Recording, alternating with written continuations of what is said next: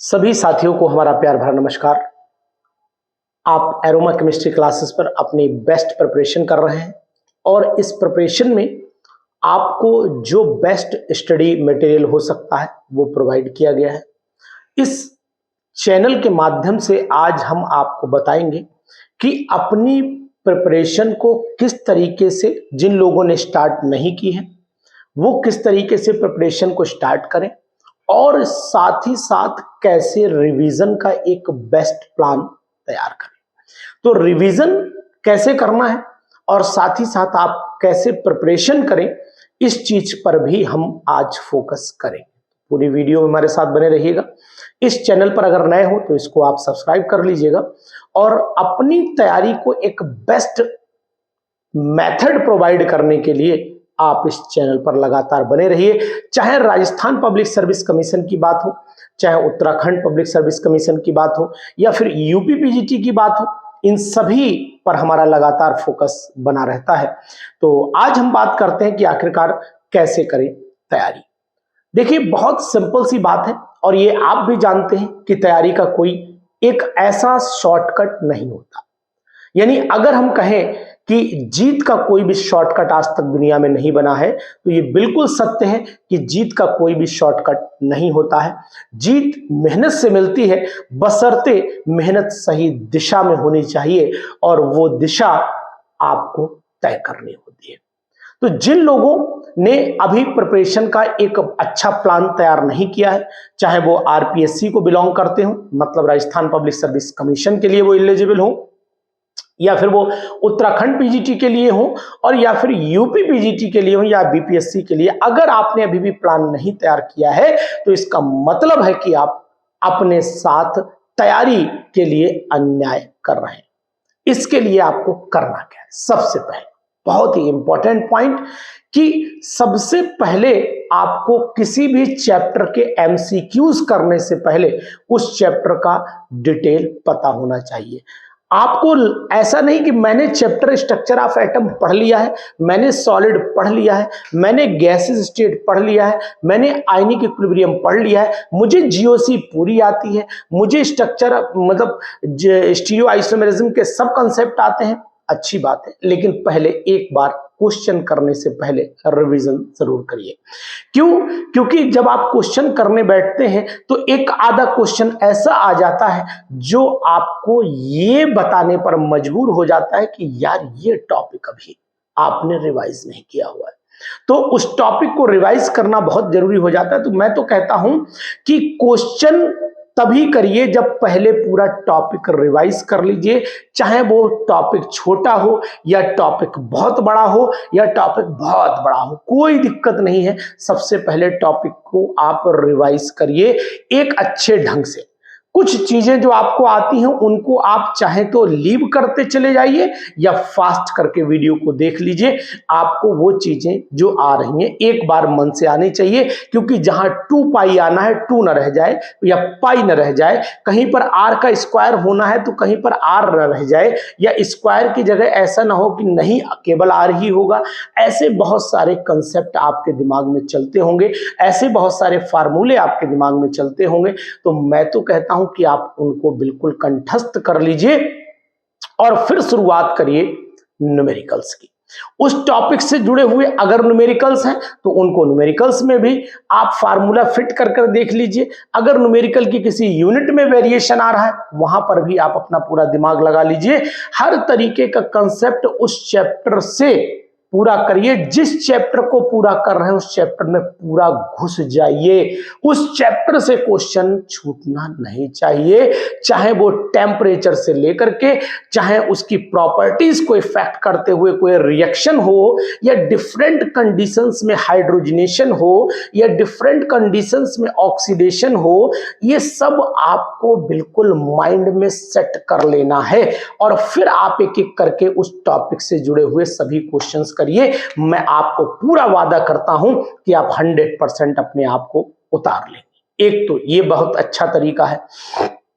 दूसरा, आपको बताने की कोशिश करूंगा कि क्वेश्चन पर पीएचडी करने की कोशिश बिल्कुल मत करिए, क्योंकि मैंने देखा है कि बहुत सारे लोग एक एक क्वेश्चन पर एक एक घंटा खराब कर देते हैं। अच्छी बात है, आपको नॉलेज लेना भी अच्छी बात है, लेकिन अगर एक क्वेश्चन की बदौलत आप 25 क्वेश्चन अपने छोड़ रहे हैं तो ये अच्छी बात नहीं। क्वेश्चन पर रिसर्च अच्छी बात है, बुरी बात नहीं है, लेकिन उस रिसर्च के लिए अगर मैं अपने 25 क्वेश्चन गंवा दे रहा हूं तो उसके लिए मैं तो यही सलाह दूंगा कि आप उसे लीव कर दीजिए।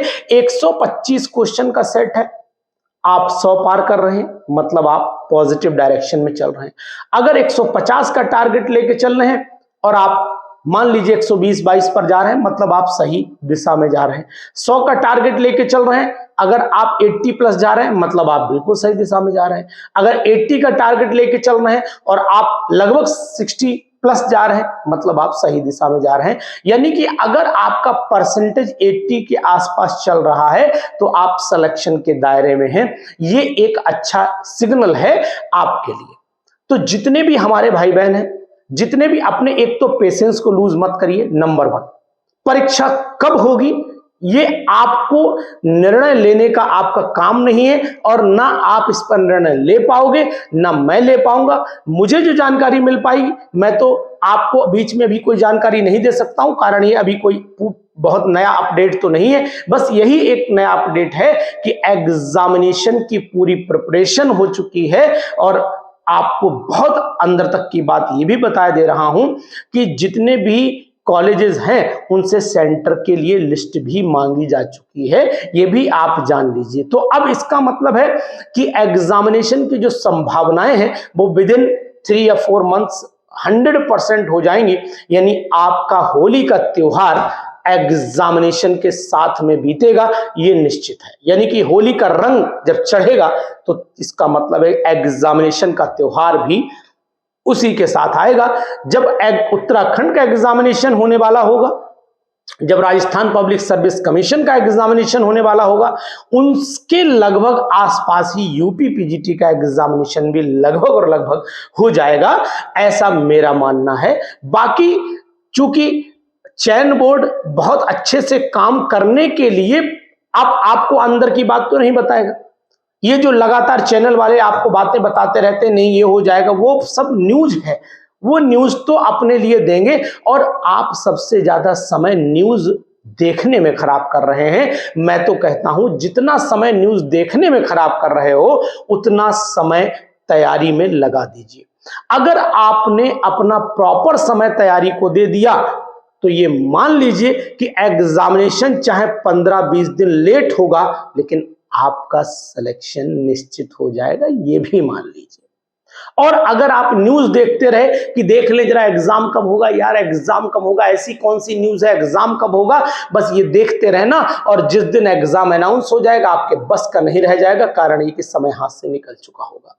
तो सबसे बेस्ट मेथड वही है कि सबसे पहले टॉपिक को वीडियो के माध्यम से, जिन लोगों ने हमारे ऐप को यूज किया है, जिन लोगों ने ऐप को परचेज कर रखा है, जो लोग ऐप पर हैं, उनके लिए सबसे बेस्ट मेथड यही है कि आप अब उनको जितनी भी पीडीएफ है उनको सॉल्व कर डालिए, जितने भी आपके रिकॉर्डेड वीडियोस हैं उनको आप देख लीजिए, जितनी इंपॉर्टेंट वीडियोस रिकॉर्डेड हैं उनको भी आप देख लीजिए, और देखने के बाद उसके बाद उसी पर्टिकुलर टॉपिक से जुड़े हुए एमसीक्यूज भी सॉल्व कर डालिए। देखिए आपके अंदर कितना बड़ा परिवर्तन आता है, और कितने परिवर्तन हो गए, कितने परिवर्तन होने अभी बाकी हैं, ये आपको एग्जामिनेशन के बाद ही पता लगेगा। तो साथियों, मौका नहीं गंवाना है, पहले वीडियो देखना है, उसके बाद एमसीक्यूज करना है, और जिस चैप्टर में घुस जाना है उसकी उस तह तक चले जाना है जहां तक क्वेश्चन का लेवल पहुंचता होगा। क्वेश्चन सोचने तक की क्षमता तक उस चैप्टर को पढ़ डालिए, आपका सिलेक्शन कोई नहीं रोक सकता है, ये मेरा आपसे वादा है, 100% वादा है, क्योंकि हम आपको सही दिशा देने के लिए तो तत्पर हैं, लेकिन आपको केवल और केवल ये कह दे नहीं साहब तरक्की का कोई शॉर्टकट भी होता है, तो तरक्की का कोई शॉर्टकट नहीं होता है। उद्देश्य को पाने के लिए मेहनत तो करनी ही पड़ेगी, बस मेहनत के तरीकों में परिवर्तन होना चाहिए, यही एक हमारा कहना है। तो जितने हमारे साथी हैं वो इस वीडियो को जरूर देखें, और देखने के बाद आप डिसाइड करें कि डायरेक्ट एमसीक्यूज नहीं करना है, पहले रिकॉर्डेड वीडियोस को देखना है, चैप्टर को पढ़ना है और देन हमें क्वेश्चंस करना है। आपके अंदर एक बहुत बड़ा परिवर्तन देखने को मिलेगा, ये हमारा आपसे कमिटमेंट है।